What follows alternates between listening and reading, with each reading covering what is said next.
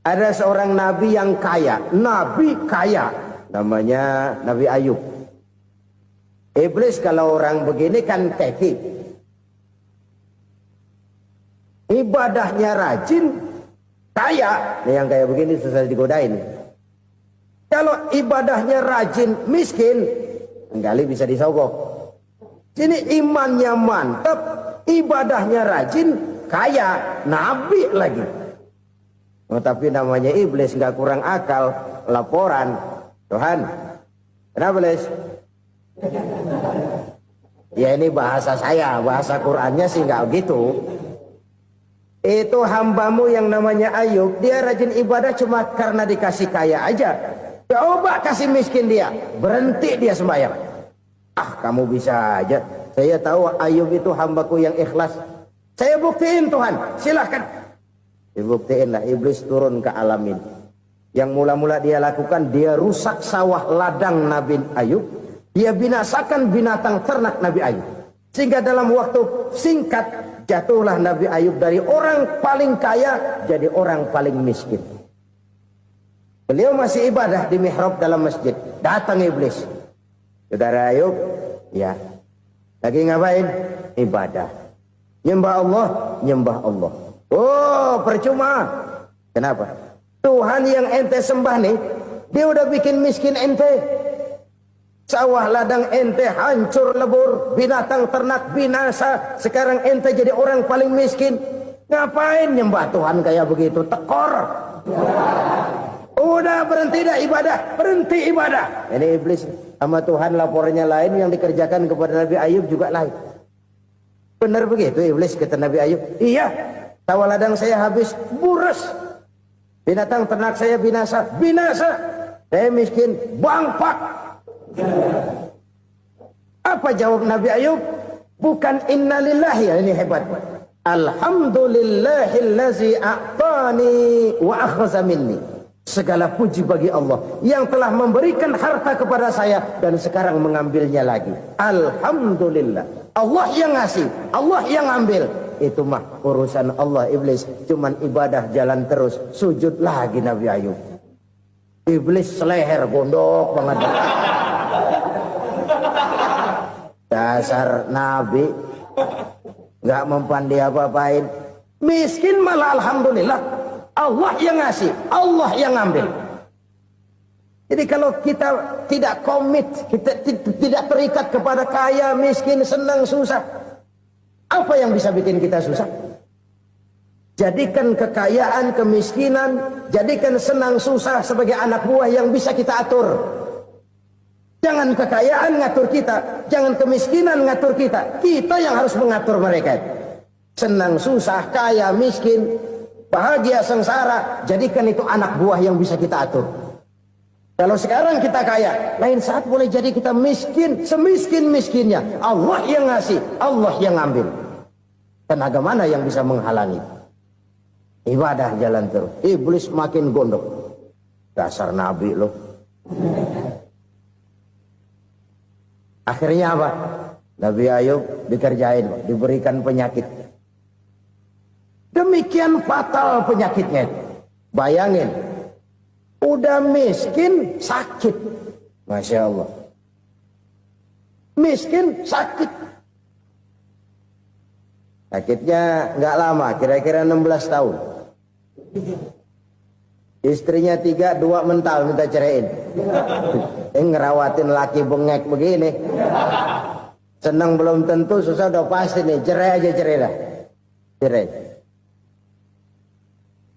Tinggal satu Siti Rahmah yang setia menemani beliau.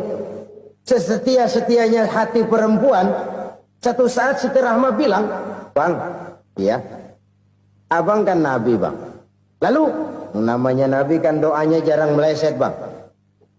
Maksud kamu minta kenapa sih sama Tuhan biar abang sembuh, baik dah, Bang?" Siti Rahmah, "Iya. Saya sakit berapa tahun sih dah?" 16 tahun, Bang. "Sebelum ini saya sehat berapa tahun?" "Ya kira-kira 60 tahun, Bang." "Nah, coba ente banding-bandingin, Rahmah.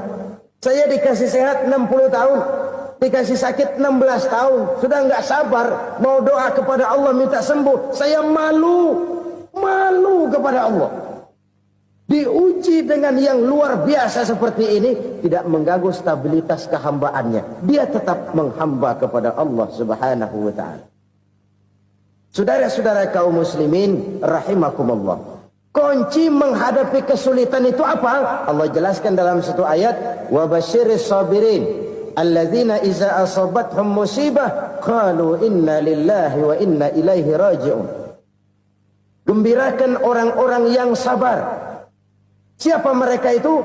Yang apabila mendapat musibah, mereka kembali kepada keyakinan dasar. Segalanya dari Allah dan segalanya akan kembali kepada Allah. Ini konsepsi dasar dari sikap muslim dalam menghadapi berbagai kesulitan. Segalanya dari Allah, segalanya akan kembali kepada Allah. Kalau ini sudah kondisi dasarnya, maka kita akan lapang menghadapi kenyataan bagaimanapun pahitnya. Apakah itu namanya miskin? Apakah itu namanya sakit, bahkan maut sekalipun. Maut sekalipun. Segalanya dari Allah, segalanya akan kembali kepada Allah. Ini sikap hidup, bukan sekedar ucapan. Kita kadang-kadang menjadikannya sebagai ucapan. Mulutnya sehingga berhenti, innalillahi wa inna ilaihi raji'un, tapi nangisnya terus gerung-gerungan. Bukan itu, ini kesadaran moral. Kalau segalanya dari Allah, segalanya kembali kepada Allah, kan sebenarnya cuma nunggu giliran. Hari ini saya nyembayangin dia, entah hari apa saya disembayangin orang. Hari ini saya antar dia ke kubur, entah hari apa orang nganterin saya ke kubur. Hari ini saya tahlilkan dia, entah nanti kapan orang tahlilkan saya. Segalanya dari Allah, segalanya akan kembali juga kepada Allah. Oleh sebab itu saudara-saudara, kesulitan bukan untuk ditakuti. Kesulitan justru untuk diatasi, dicarikan jalan keluarnya. Dan tidak ada orang yang tidak pernah mendapat kesulitan. Tidak ada. Semakin tinggi status sosial, semakin tinggi kualitas keimanan, semakin besar juga tingkat kesulitan. Hanya saja bagaimana cara kita mengatasinya. Dan Al-Quran menyatakan, inna ma'al usri yusra. Di balik kesulitan itu pasti ada kemudahan. Roda itu berputar. Karena itu Rasulullah sallallahu alaihi wasallam mengingatkan kepada kita, ta'arraf ilallahi firraha ya'rifka fisyiddah. Ingatlah kepada Allah di waktu kamu senang, supaya Allah ingat kepada kamu di waktu kamu susah. Kalau waktu senang kita ingat kepada Allah, kita susah, Allah tidak akan meninggalkan kita. Tapi kalau waktu senang kita jauh dari Allah, sujud tidak sempat, dengan masjid jauh, ketika senang kita lupakan Allah. Nanti begitu kita susah, Allah lupakan kita. Dan itu menyakitkan. Oleh karena itu orang-orang tua kita dulu bilang, kalau lagi sehat ingat-ingat lu bakal sakit nanti. Kalau lagi kaya ingat-ingat satu saat kita bakal jatuh miskin. Bahkan kalau lagi muda ingat-ingat kita bakal tua. Dan yang terpenting, kalau lagi hidup ingat-ingat kita bakal mati. Saudara-saudara kaum muslimin rahimakumullah. Jadi yang kedua yang merupakan perbendaharaan surga, menyembunyikan musibah. Saudara-saudara kaum muslimin rahimakumullah. Hal ketiga yang merupakan perbendaharaan surga adalah wasilaturrahmi. Orang yang suka bersilaturahmi. Sebagaimana yang kita maklum bahwa manusia adalah makhluk yang disebut zon politika. Makhluk sosial yang tidak mungkin hidup sendiri-sendiri. Betapa dan siapapun kita memerlukan orang lain. Bodoh betul manusia kalau tinggal di tengah masyarakat tapi tidak mau bermasyarakat. Merasa hebat sendiri, pintar sendiri, gagah sendiri, kaya sendiri. Mungkin kalau mati juga ngubur sendiri. Jangankan kita di sini. Di sorga saja Nabi Adam waktu sendirian bengong melulu, mondar mandir. Allah tegur dam sepidam. Ya ini kalau bahasa saya. Iya Tuhan sepi ini nggak ada coret-coretan pisan ini. Diciptakan Siti Hawa baru anteng Nabi Adam. Itu di sorga. Cobalah. Umpamanya saudara tinggal di Jakarta nih. Kayak bener. Apaan aja di Jakarta punya saudara dah. Jembatan Semanggi ambil. Monas, Buntel bawa pulang. Hotel-hotel ambil semua. Cuman tinggal di Jakarta sendirian, apa enaknya? Betapa dan siapapun kita perlu orang lain. Tidak ada seorang pun yang bisa memenuhi kebutuhan hidupnya secara sendiri-sendiri. Nah, Islam telah menyelamatkan manusia dari ras diskriminasi. Mengikat manusia dengan persaudaraan yang berlandaskan kepada akidah. Karena itu dianjurkan bersilaturahmi. Bahkan Nabi menyatakan, man arada ayyubsata lahu fi rizqihi wa yunsa'a fi atharihi falyasil rahimah. Siapa yang kepengen diluaskan rezekinya dan dipanjangkan usianya, banyaklah ia bersilaturahmi. Siapa yang kepengen dimudahkan rezekinya, hendaknya ia banyak bersilaturahmi. Kalau banyak teman, kesulitan kan paling tidak ada tempat cerita. Udah susah, sendirian kita pikirin diri, nggak ada tempat tukar pikiran. Cepet banget sama bengek. Dilawan sendiri. Nah, secara makro kita bisa berkata, tidak mungkin ada kemenangan kalau tidak ada kekuatan. Tidak ada kekuatan kalau tidak ada kesatuan dan persatuan. Tidak mungkin ada kesatuan dan persatuan tanpa semangat silaturahmi. Kalau umat Islam mau menang, dia harus kuat. Kalau umat Islam mau kuat, dia harus bersatu. Kalau umat Islam mau bersatu, dia harus membudayakan silaturahmi ini. Bahkan sampai-sampai kata Nabi, kalau bisa cari nilai tambah. Apa? Silman qata'ak. Bersilaturahmilah kau kepada orang yang marah denganmu. Masya Allah, indahnya ajaran agama kita. Orang yang marah pun kepada kita, kata Nabi, kalau bisa bersilaturahmilah kepadanya, kepada orang yang marah itu. Di situ nilai tambah.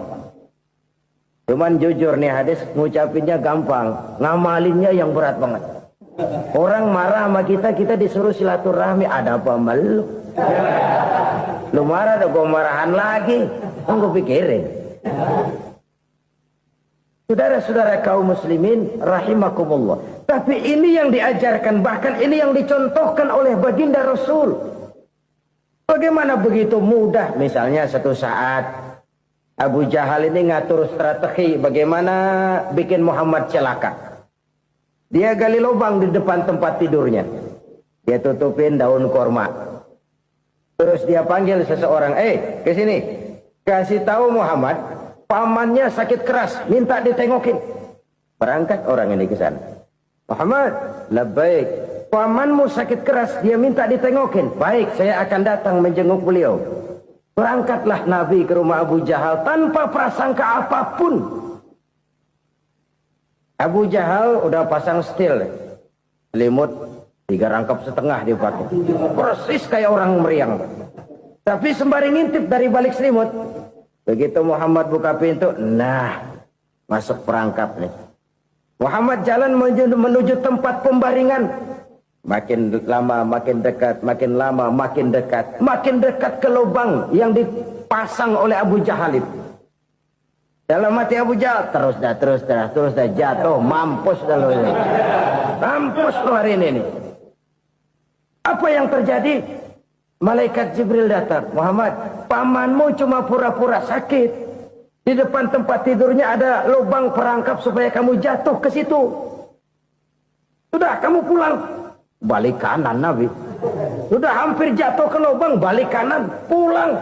Bayangin kecewanya Abu Jahal. Muhammad dikit lagi, Muhammad dikit lagi.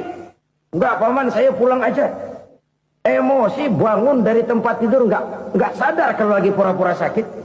Lompat ngejar Nabi, dia lupa dengan lubang yang dia gali. Serak, nyemplung sendiri ke dalam lubang.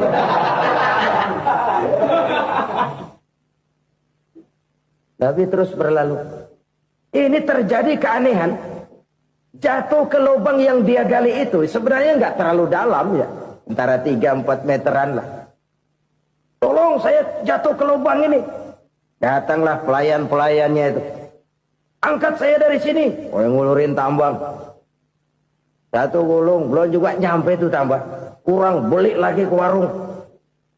Sambung, ulur lagi, nggak juga bisa sampai. Wah ini kerjaan Muhammad ini. Tolong siapa salah seorang kamu ke rumah Muhammad, kasih tahu encangnya kecebur. Minta ditolongin. Sampaikan kepada Rasul. Kenapa? Pamanmu jatuh ke lubang, Muhammad minta tolong diangkatin. Tambang udah nyambung-nyambung nggak nyampe juga. Ya, nanti saya datang saya tolong. Coba. Nyata-nyata orang berniat jahat mau mencelakakan dia. Datang dia menolong. Ini yang disebut air tuba dibalas air susu ya ini. Bukan sebaliknya. Air tuba dibalas air susu. Paman, kecebur ya? Iya Muhammad, tolong ini. Pegang tangan saya. Nabi ulurkan tangannya. Nyampe. Dipegang oleh Abu Jahal. Diangkat ke atas. Sampai atas. Apa kata Abu Jahal? Sihirmu memang hebat Muhammad. Udah ditolongin dikata sihir. Yang enak kita kemplang kan itu orang begitu. Urusan apa? Tapi inilah akhlak. Kalau bisa kamu bersilaturahmilah dengan orang yang marah kepadamu sekalipun. Orang marah kita tetap baik. So, kalau kita berbuat baik sama orang yang memang baik, rasanya sih biasa-biasa aja. Orang baik kita baik lagi, ya draw aja, belum ada nilai tambah di situ. Baru ada nilai tambah kalau kita bisa berbuat baik kepada orang yang nyakitin kita. Itu namanya kita setingkat di atas dia. Dia sakitin kita, kita berbuat baik sama dia. Dia pelit sama kita, kita baik sama dia. Dia marahin kita, kita deketin dia. Di situ kita punya nilai tambah.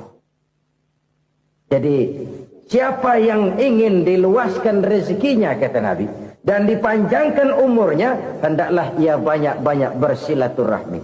Sederhana sebenarnya silaturahmi. Tapi silaturahmi membangkitkan semangat kesatuan dan persatuan. Kesatuan dan persatuan melahirkan kekuatan. Dalam matematika, 1 ditambah 1 pasti 2. Tapi di tengah masyarakat, 1 orang takut ditambah 1 orang takut, hasilnya jadi 2 orang setengah berani. Kenapa setengah berani? Karena udah berdua. Tadi pan takut sendirian. Kalau dia kumpul turu-turu takutlah jadi berani. Kita yang lemah, kita yang tidak berdaya, kita yang miskin, kalau mau kompak bersatu, apa yang nggak bisa kita kerjain? Apalagi tinggal di kota besar, pilihan cuma 2, bertahan atau minggir. Bertahan atau minggir. Untuk bisa bertahan, harus mampu bersaing. Untuk mampu bersaing, harus punya keahlian.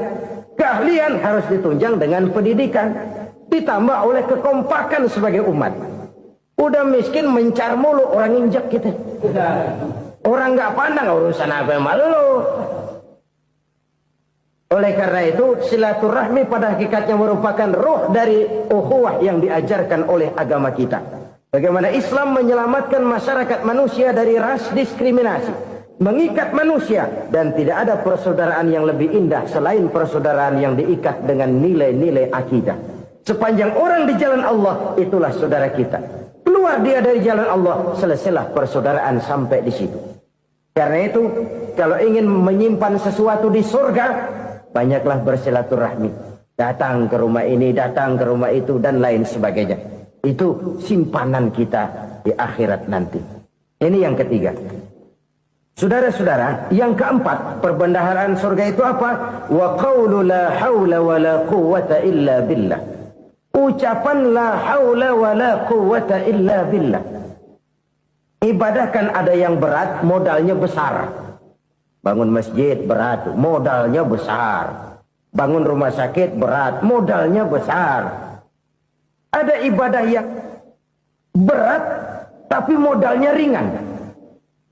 Misalnya puasa. Puasa itu berat, mengendalikan nafsu.